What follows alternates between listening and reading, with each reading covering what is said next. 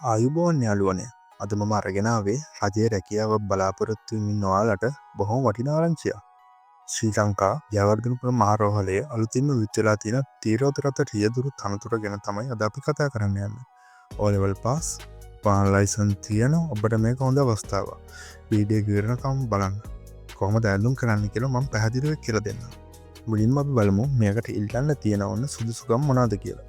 ප්‍රධාන වශයෙන් අධ්‍යාපන සුදුසුකම් විදිහට අපස සාමාන්‍ය පෙළ විභාගයෙන් විෂයන් 6 සමත් වෙලා තියෙන්න ඕන. හැබැයි මතක තියාගන්න අඩුම තරමේ සාමාර්ථ සම්මාන සාමාර්ථ දෙකක්වත් තියෙන්න ඕන වගේම මේ විෂයන් 6 එකවර හෝ දෙවරක් ඇතුළත සමත් වෙලා තියෙන්න ඕන. ඊළඟට වෘත්තීය සුදුසුකම්. ඔයාලට සැහැල්ලු වාහන බලපත්‍රයක් තියෙන්න ඕන.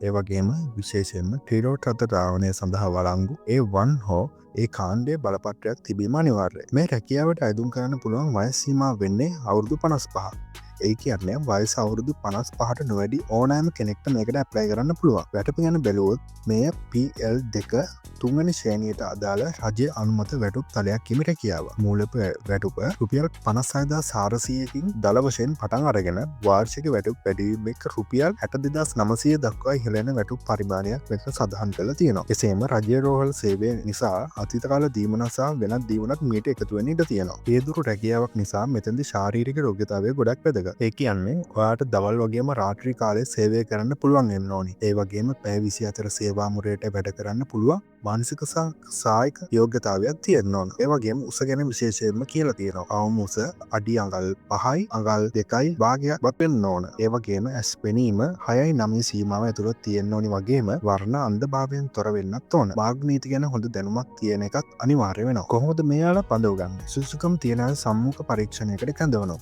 හැබැයි විශේෂ දෙයක් තියෙනවා. සම්මුඛ පරීක්ෂණයට කලින් ඔයාලා නුගේගොඩ ජාතික වෛද්‍ය ආයතනයෙන් වෛද්‍ය පරීක්ෂණයට පෙළින්දලා එහි සහතික ඉදිරිපත් කරන්න ඕන. තවත් විශේෂ කරුණක්. මේ සඳහා ඇදුම් කරන්න පුළුවන් පිරිමි ඇදුම් කරුවන්ට පමණයි.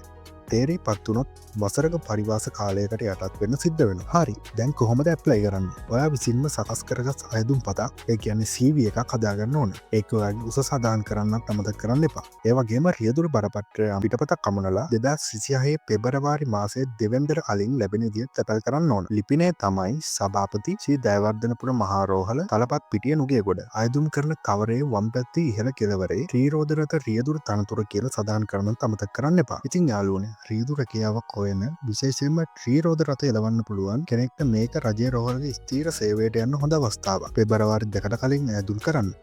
මේ වගේ තවත් වටිනා ජොබ් වේකන්සි ගැන දැනගන්න අමතක නොකර මගේ channel එක subscribe කරන්න. ගැටලුවක් තියෙනවා නම් පහලින් කමෙන්ට් කරන්න. සුබ දවසක්.